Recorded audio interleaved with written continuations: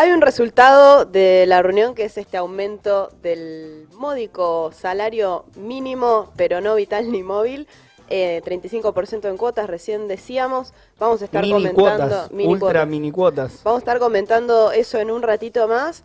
Pero siguiendo con el tema de la economía y de cómo se siguen pulverizando los salarios frente a la inflación, ayer empezó a salir en los diarios un run run por los mercados, porque vieron que en Argentina, cuando pasa algo con el dólar, todos empezamos a prender una alarma. Sí.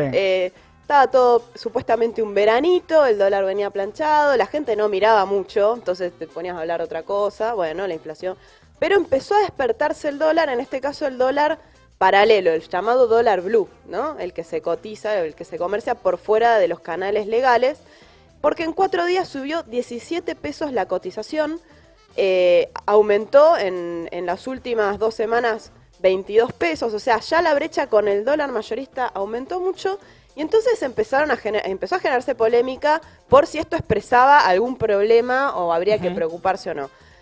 ¿Por qué subió el dólar blue tanto, tan repentinamente en estos últimos días? Estuve viendo que les preguntaban a varios economistas, por supuesto, todos varones, ¿no? Siempre la economía es una cosa de caballeros, y hubo respuestas de las más variadas. Yo quería enumerar algunas, incluso también algunas lecturas con intereses políticos como siempre cuando se habla del dólar y de la economía.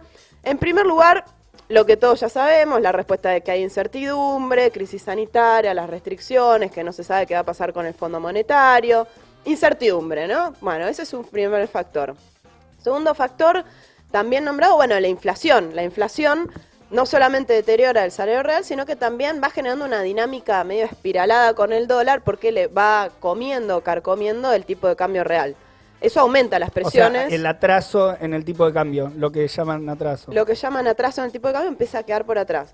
Eso es otro factor que ahora vamos a ir más rápido. Después también salió una teoría, o mejor dicho, una hipótesis, que ni bien la sacaron, la desecharon, que es que empezó el blanqueo de capitales para la construcción. Entonces dice, bueno, hay muchos que prefirieron ir a buscar dólares al paralelo porque si lo blanqueaban en dólares iban a tener un descuento muchísimo más grande del beneficio fiscal que le da al Estado a los empresarios que se vuelquen a la construcción para blanquear capitales. Dice, bueno, pero eso parece que no fue tan así, Bueno, pero fue otra teoría. Algunos planteaban tiro en el pie en ese punto del gobierno, ¿no? Al anunciar la medida del blanqueo y que se le fue. Sí, pero no parece que sea tanto por eso, pero bueno, es un elemento también de paso, recordamos cómo les daban dando beneficios, ¿no?, a las patronales para por haber sacado dólares de manera del sistema, ¿no? Y después los voceros de los empresarios aprovecharon para amenazar con una posición del sector, que es que esta expectativa de que por las restricciones a la circulación iba a empezar a desembolsarse más gasto público por la segunda ola del coronavirus y demás, esa expectativa de que iba a haber más emisión monetaria también iba a hacer que el Tesoro se financie más con emisión y que eso iba a ser un factor que presiona al dólar. Entonces, ¿qué están diciendo? Ojo que si vos desembolsás mucha plata para ayuda social, en un contexto de pobreza 42%, ojo que eso te lo vamos a hacer sentir en el dólar. Pero me parece medio una amenaza basado en elementos ciertos que tienen que ver con la emisión y demás, pero bueno, eso fue uno de los elementos que sacaron muchos economistas. Y también un dato que me parece importante retomar, que se dijo poco, que tiene que ver con fondos de inversión. ¿Se acuerdan de Templeton y de Pinco? ¿Les suena? Los fondos buitre, que el año pasado el gobierno benefició mucho para que pudieran salirse, ¿sí?, a dólares, que tenían activos en pesos y que se pudieran ir. Todavía se habían quedado con activos en pesos y en la última semana lo que hicieron fue llevarse a través de lo que se llama el contado con liquidación, unos 700 millones de dólares, lo que se llama desarmando el contado, se desarmaron de sus posiciones en pesos. Esto presionó al dólar paralelo, pero el del contado con liquidación, y eso también habría empujado al dólar blue, porque lo que estamos tratando de ver es por qué aumentó el dólar blue. Claro. Este puede ser uno de los factores por los cuales esta pequeña movimiento en el blue. Claro, a mí me parece que hay un conjunto de elementos, pero más en profundidad hay otros que ahora quería explicar en más detalle.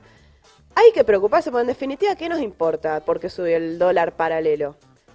Si nos tenemos que preocupar o no. Sabemos que cuando el dólar sube puede ser problemático y nos agarramos los bolsillos rápidamente.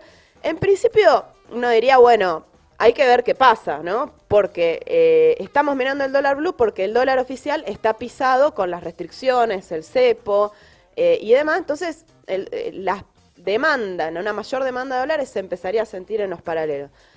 Se viene otra corrida, otra devaluación. En principio no vamos, hay que descartarlo, pero sí que sorprendió porque se esperaba que esta suba del dólar se dé unos meses más adelante. Unos meses más adelante cuando dejen de entrar los dólares de la soja y cuando estemos más cerca de las elecciones. Ahora la referencia es que están entrando muchísimos dólares por las exportaciones de soja y de maíz, las exportaciones primarias. Ese es un dato que es un alivio para el gobierno. Claro, o sea, dicho desde otro lugar, es un mal síntoma para el gobierno que en el marco de estos dólares que están entrando se te mueva el blue. Claro, exactamente, claro. Digamos que eso genera un poco más de dudas y de que hay que mirar con atención. La soja está en niveles récord de $576 la tonelada, el maíz también $267 la tonelada, son los valores más altos en casi 8 años. Y Ciara, que es este complejo de los agroexportadores, ¿no? De este oligopolio concentrado de agroexportadores, dice que la exportación de soja, la liquidación de dólares de marzo, mejor dicho, es histórica, como nunca se vio en la agroexportación en la Argentina esos valores. O sea, están entrando muchos dólares a pesar de que es una campaña que hubo un menor volumen de producción por las sequías. Tom. ¿Y a dónde están yendo todos estos dólares? ¿Y a dónde van los dólares? Esa es una pregunta. ¿Dónde están los dólares? Claramente no están para satisfacer o para responder a las demandas que está teniendo las necesidades de la mayoría sociales.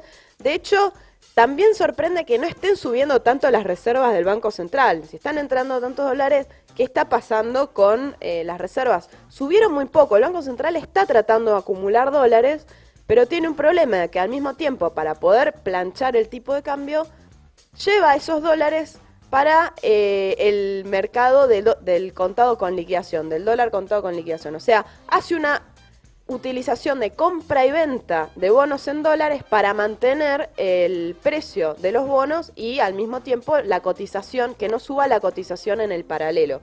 Y ahí se le van un montón de dólares, se le van muchos.